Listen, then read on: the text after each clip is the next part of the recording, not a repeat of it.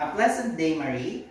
I am teacher Rustom, and today I'll be sharing with you a story that is truly essential and vital to widen our perspectives about life.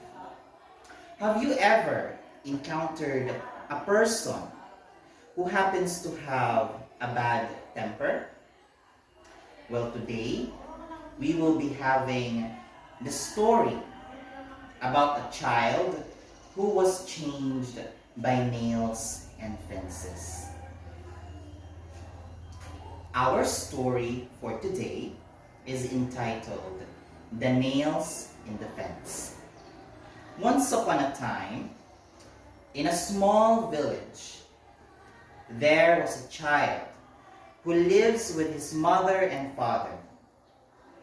He was the only son. The parents of the child are very depressed because of its bad temper. Whenever he gets angry, he is unable to control his emotions and would sometimes hurt someone else's feelings. He scolded kids, neighbors, and even his friends. His friends and other people avoided him, and his parents are really worried about what could ever happen when he grows with a bad temper. His mother and father advised him many times to control his anger and develop kindness towards other people. Unfortunately, all the attempts failed. However, they never surrendered. Finally, the boy's father came up with an idea. Aha! One day, his father approached him and gave him a bag full of nails and a hammer and told him, "Listen up, my child. You have the right to get angry. Anger is a normal emotion in situations where you don't feel respected. But in this house, in your school, and in this country, violence is forbidden. So now, you must learn to express your anger in a different and much better way. Every time you get angry and you're about to be mean to someone, take this hammer and drive a nail into the wooden garden fence." The child finds the challenge very amusing and accepted the task.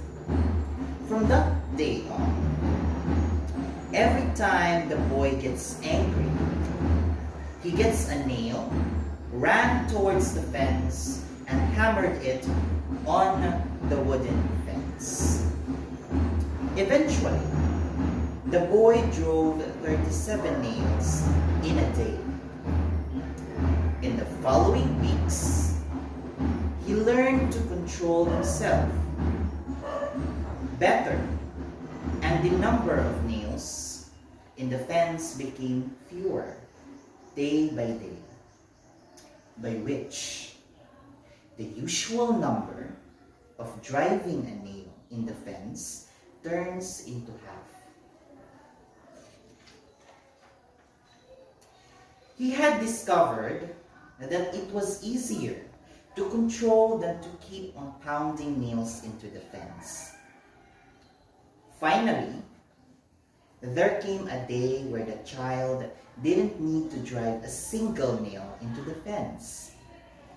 So he ran and went to his father and told him, "I didn't hammer any nails today."